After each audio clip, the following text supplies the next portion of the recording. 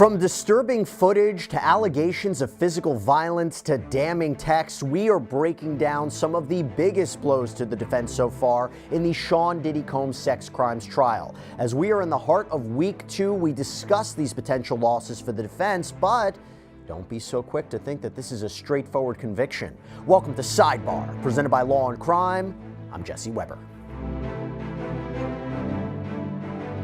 We're now in week 2 of the Sean Diddy Combs criminal sex crimes trial, and one of the things that I have been wondering has been some of the pieces of evidence that have proved potentially problematic for the defense, meaning are there defense losses?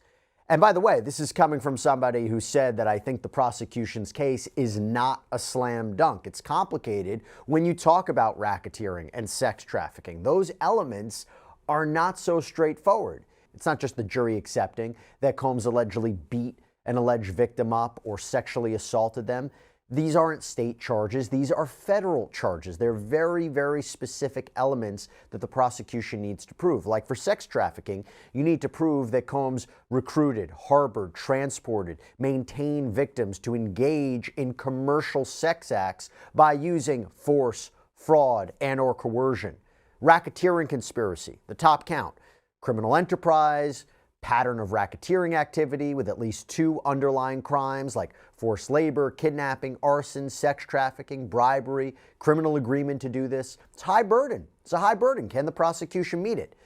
But putting all of that to the side, the prosecution has been quite deliberate and methodical in what witnesses they have called and the evidence they have presented. So with that, I want to touch upon 5 of the biggest blows to the defense so far, 5 of potentially the biggest losses so far to them. So for that, I'm not going to do it alone. So for that, I want to bring on trial attorney Andrew Stoltmann to talk more about this. Andrew, thank you so much for coming here on Sidebar. Appreciate you taking the time.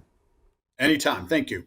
So first, before I go into the losses or potential losses to the defense, you would agree with me, this is not a slam dunk clear case for the prosecution, at least with respect to the racketeering and sex trafficking charges, right? Yeah, there's no question. With respect to the most serious charges, which are the racketeering and the sex-related charges, it's an uphill climb for prosecutors. And so I was a little surprised when these charges got filed at the federal level. And so I'm really watching this carefully. Prosecutors have scored some points, but they still have a really long way to go. Yeah, because a lot of this alleged activity, this alleged behavior would have made up state charges for assault and battery and potentially rape and things of that nature. But, there's statute of limitations issues. So how do you transform it into a federal case? Charges like this. But I want to talk about the defense, and I want to talk about some problems for the defense. So number 1, physical violence. It seems to me the prosecution has done an exceptional job of proving physical violence. And when we talk about force, right, and force, fraud, and/or coercion in the sex trafficking count, or using force to cause victims to engage in freak-offs, right, Cassandra Ventura Fine testified that Combs would kick her, stomp her head, drag her. The 2016 tape of Combs appearing to beat her up at the LA Intercontinental Hotel. There were photos of her alleged injuries. Text messages from Cassie to Combs can also arguably prove this. For example, there's one that says, "I'm not a rag doll, I'm somebody's child." Another message, "You are sick for thinking it's okay to do what you've done. Please stay far away from me." Dawn Richard testified that she observed Combs physically abusing Cassie, told her to leave, but apparently was afraid to get involved for her own safety, that she saw injuries on Cassie. Cassie's former best friend, Kerry Morgan, testified she saw Combs be violent with Cassie in 2 separate incidents. Daniel Phillip, a man allegedly hired by Combs to have sex with Cassie, testified he saw Combs drag her into a room and then heard slapping sounds. The defense even conceded that Combs was violent and seemingly admitted he engaged in domestic violence. So Andrew, if I'm correct, and tell me if I'm wrong here, but if I'm correct, why is this so vital to the case? And am I right that this could be a loss for the defense? Absolutely. There are jurors on this case who have probably made up their mind already simply based off of the video of him beating his girlfriend in the hotel room. There are a lot of jurors who just look at testimony, they look at evidence, they look at the video, right? There's the old saying, the eye in the sky doesn't lie. And when they saw Combs smacking her, kicking her, hitting her, there are a lot of jurors out there that probably said guilty at that point, even before they heard all the evidence. It's not a good look. It's a horrific look. And one of the things you do as a criminal defense attorney is you try to create sympathy for your client in the eyes of the jurors. Now, we don't know a lot about these jurors. It seems like they skew male. They're a little bit older, but there are a whole bunch of people out there that have convicted Sean Combs as soon as they saw that video of him beating his girlfriend. So you're talking from an emotional standpoint, right? Not necessarily looking at the elements of the charges, right? Because that was going to be one of the big concerns of the defense is about this tape, and I'll talk about the tape in a moment. But what you're saying is not even a legal point of view. When the jury hears about this alleged violence, they may want to convict him because of that, not necessarily because it's racketeering or sex trafficking. Yeah, absolutely. And the more conservative the jurors are, the more likely they are to simply shut down, have that curtain go in front of them, and disregard the jury instructions, disregard the rest of the testimony, the defense's case, and say, this is a bad dude who beats up women, and there's no question in our mind that he's doing it because we've seen him doing it. We're going to go guilty. Hey everybody, this is another Law and Crime legal alert. If you received Depo-Provera birth control shots and were later diagnosed with a brain or spinal tumor called meningioma, you may be eligible for a lawsuit. That's right, Morgan & Morgan is investigating claims that patients weren't properly warned about this risk. It's free to check, just takes a few minutes. You don't pay unless they win. So scan the QR code on screen, click the link below, or head over to forthepeople.com/LCDepo to see if you qualify. Happens all the time, 100%. Shouldn't happen, but happens all the time. And it would be very difficult to know unless jurors came out after a verdict and said, yeah, we convict him because we didn't like him. We convicted him just because we're like, we want to hold him accountable. I don't really know if it matched up to the elements. I don't know if the prosecution met their burden, but unless they came out and said that. But do you think, from a legal point of view, the physical violence or the alleged physical violence, has it established the elements of sex trafficking? Has it helped prove the racketeering charge? If so, how? Not at all. And I think Diddy's lawyers did a pretty good job in their opening statement saying, look, he's basically a bad guy and he did this stuff. But that's not sex trafficking. Hiring a prostitute is not sex trafficking. Beating up your girlfriend, it's not sex trafficking. Wait a minute. The physical violence, doesn't it go to force, fraud, coercion if you tie it to this pattern of sex acts, right? So the 2016 tape, we'll talk about it. I mean, if you're saying that was after a freak off, okay. If you're saying this is the environment she was around or allegedly around, not only violence but threats of violence, doesn't that feed into a sex trafficking count? Remember, it's the idea of transporting her, having these sexual episodes with sex workers who are getting paid, freak-offs happening in multiple locations. I mean, the physical violence doesn't support sex trafficking? In a vacuum, it does, but the defense has done a good job of introducing some of the text messages from Diddy's girlfriend talking about how she likes these freak-offs, how she wants another one, right? Expressing affection. And if you're trying to establish coercion, I think those sorts of text messages are harmful to the prosecutor's case. And I would expect that to be the central point of the defense case: consent, consent, consent. These were willing participants. They came back time and time again. Even after they were free and clear, they still came back. So I think it goes to the consent-related issue on the coercion charges. Sure, they definitely have an argument to that. The counter-argument would be, yeah, she agreed at the beginning. Yeah, she agreed 95 times, but the 5 times she didn't, that's a problem for the defense. And for the racketeering, I would make the argument, one of the means and the methods of racketeering, right? This criminal enterprise that was, Combs used his businesses and his resources and his wealth and his associates to further criminal activity, one of the means and methods of this criminal enterprise was using violence or threats of violence to engage in a pattern of conduct, whether it's kidnapping or arson or sex trafficking. And I think it's not just solely about, using threats or violence to force Cassandra Ventura, or allegedly force her into sex acts, but it goes to this criminal enterprise, more easily digestible and understandable for the jury, no?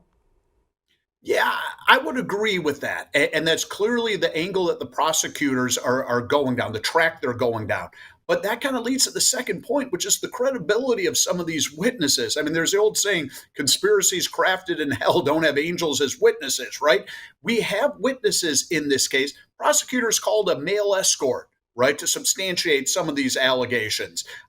Diddy's girlfriend got a reported $10 million plus payout with respect to being silent and not filing the charges against him. So you're absolutely right, but the credibility of these witnesses is crucial in this case.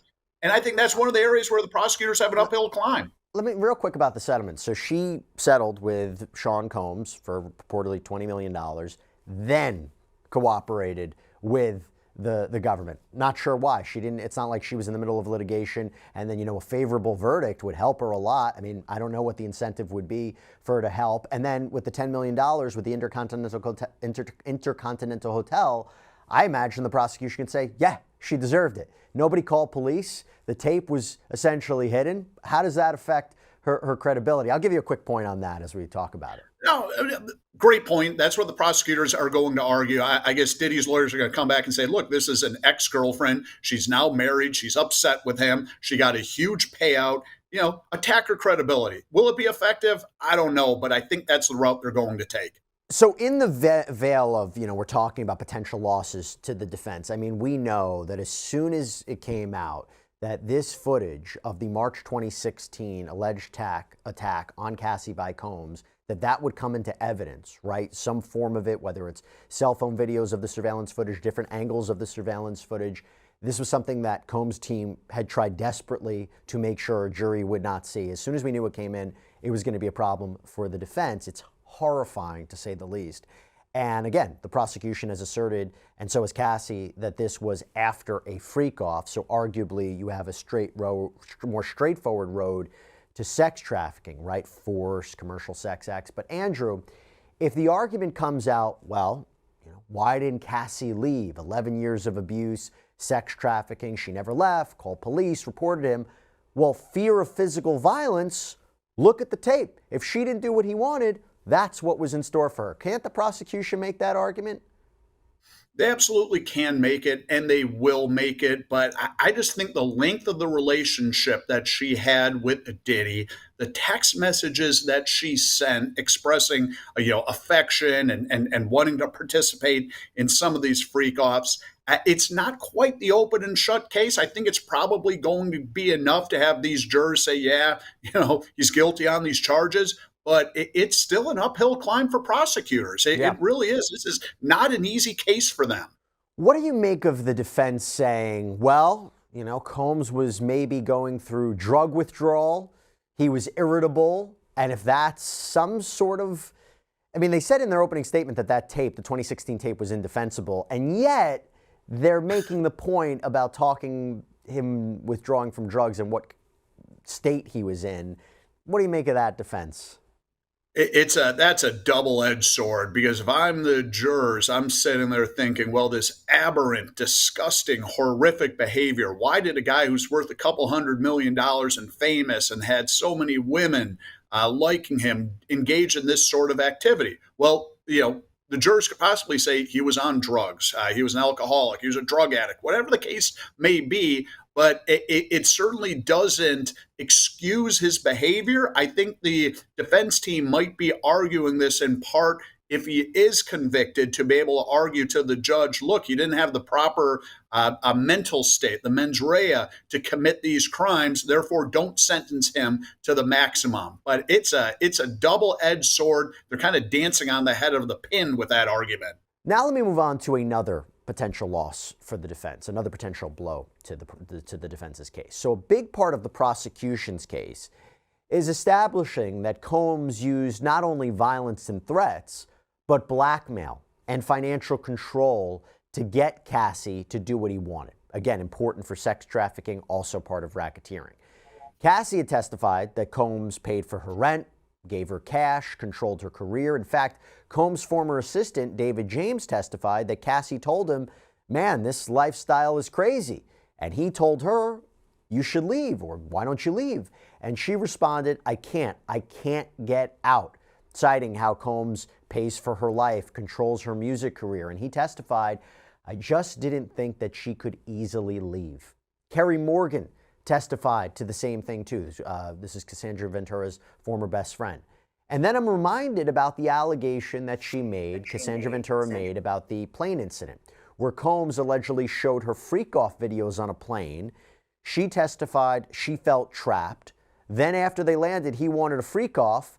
And when they landed, they had a freak-off. To me, it feels like the most straightforward potential argument for sex trafficking. So you have a travel element, you have a coercion element or threat element, you have a freak-off, so you have this commercial sex act element.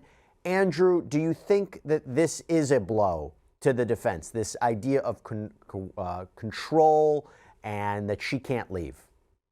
Yeah, that might be the best argument that prosecutors have because it's straightforward, it's basic, the jury can understand it, and intuitively it makes sense. That's where you can leverage the defendant's wealth against him with respect to these charges. And I think that's probably reality. I haven't seen the full testimony with respect to everything he has lavished on her. I'm certain it's going to be more fully developed during this case, but I think that's a great, great argument for prosecutors. And, she also had apparently sent him a message, please delete any video out of your phone if you have them. Too many people have access to your stuff. By the way, Mr. James had testified that Combs had told him and said that he called Cassie moldable. And Combs said that I got her right where I wanted her. She's young.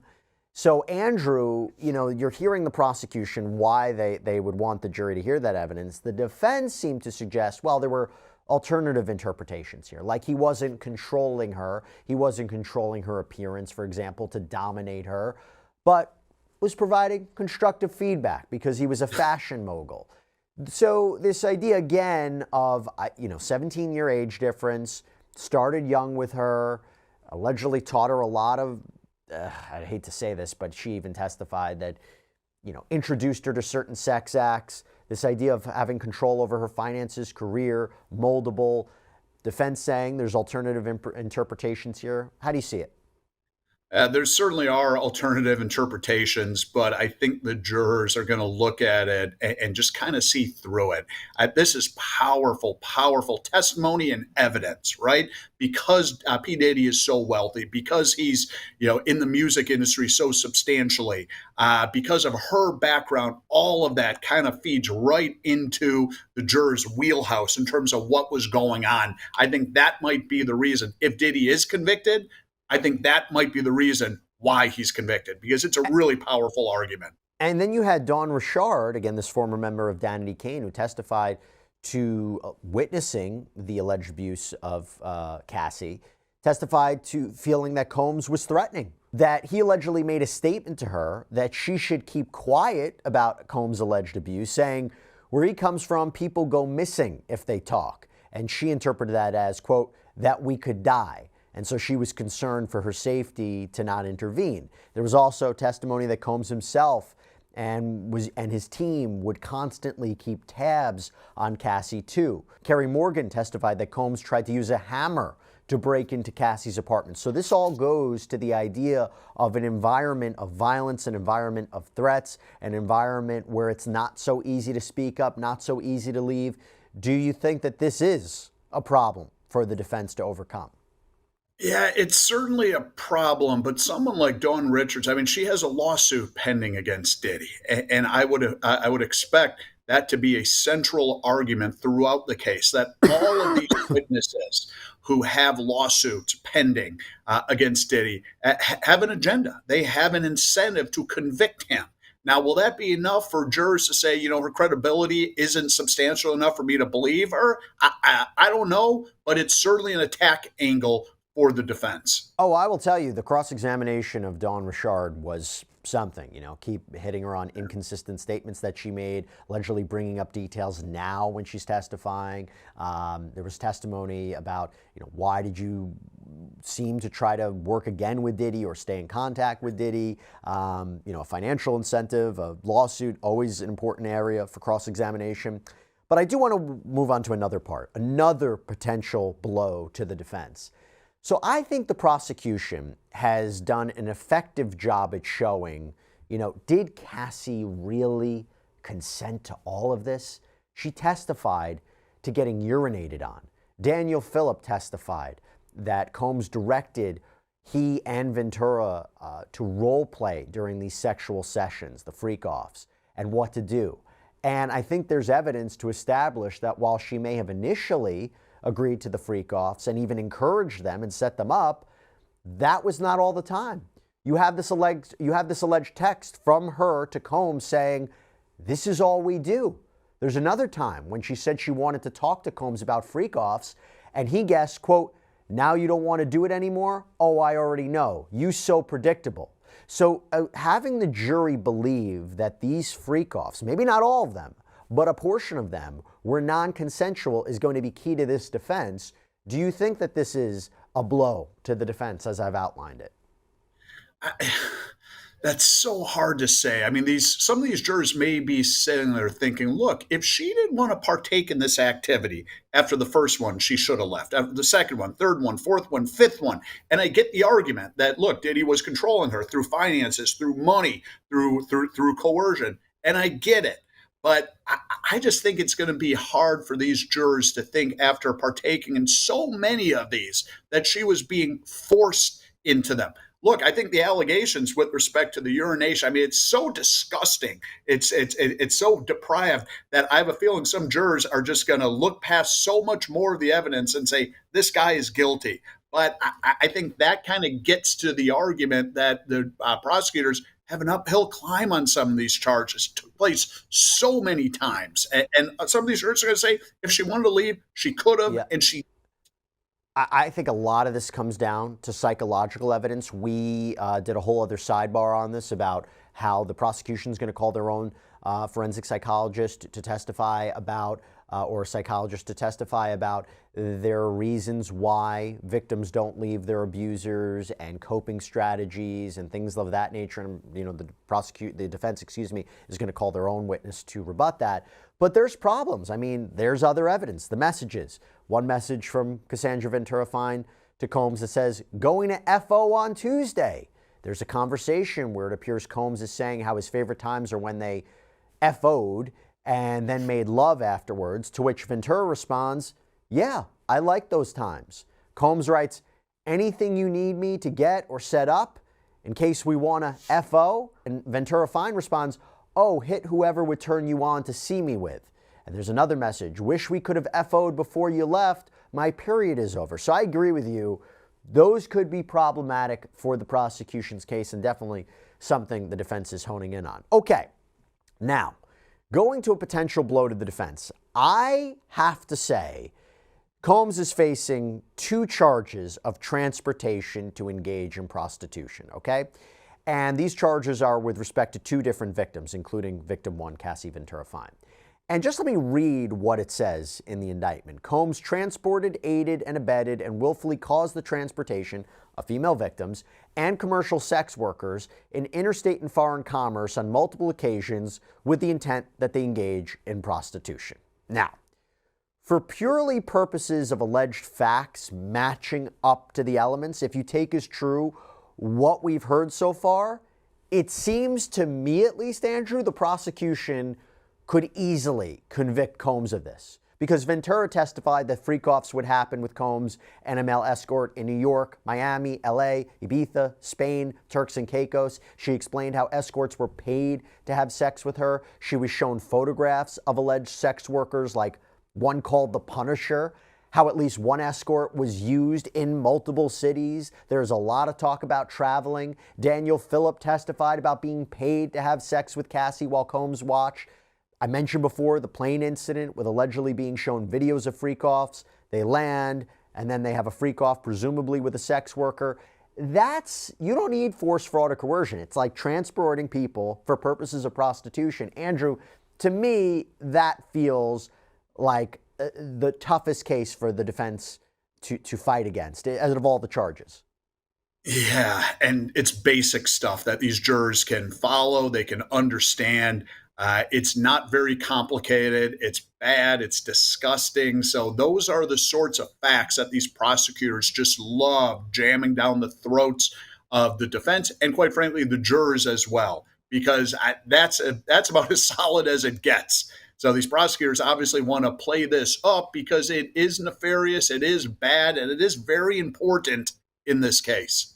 It's potentially 10 years in prison. That's what we're talking about with that charge. And look, I think the defense is trying to say, this is what they came out in their opening statement, that he was paying these people for their time and experience. I don't think that goes very far. Maybe they're trying to say, he wasn't instrumental in it, but time and experience, I don't know exactly what that defense means. Yeah, I agree. And look, I kind of call that the red face defense. As a defense attorney, a lot of times you present an argument and it just doesn't really pass the red face test. You're hoping one or two jurors may buy it, but that is very much an uphill climb for Diddy and his team. And look, to be clear, this episode was dedicated to potential losses or blows to the defense, but you articulated it so well. This is not a slam dunk case for the prosecution. This is a high burden for racketeering, for sex trafficking. There are people scratching their heads and still trying to understand how this, matches up to it. I think this is a case that's going to be maybe won or lost in closing arguments, right? I think that this is about how it's properly articulated, laid out, what the jury instructions are. I think it comes down to the very end of this case. Boom, that's it. And prosecutors have a 95% win rate in federal court. And the New York prosecution team, of course, are like the New York Yankees of the prosecutor's office, right? But in the same sense, we know we have a long track record of celebrities being found not guilty on some really heinous, horrific crimes, right? O.J. Simpson is the quintessential example, but obviously Michael Jackson and so many others. When you have the resources of Diddy, you can afford the top flight legal teams. You can afford the consultants with respect to the juries. You can have the top expert witnesses. And obviously that makes a huge, huge difference. So a lot of people have written this case off and said to themselves, wow, Diddy's guilty. Well, he's clearly guilty of being a scumbag, right? I don't think there's any question about that. But we still have a long way to go. We are probably in about inning 2 of a 9-inning ball game, and Diddy is in this case. Andrew Stoltmann, thank you so much for coming on. I really, really enjoyed the conversation. Would love to have you back. Thank you. And that is all we have for you right now here on Sidebar, everybody. Thank you so much for joining us. And as always, please subscribe on YouTube, Apple Podcasts, Spotify, wherever you should get your podcasts. I'm Jesse Weber. I'll speak to you next time.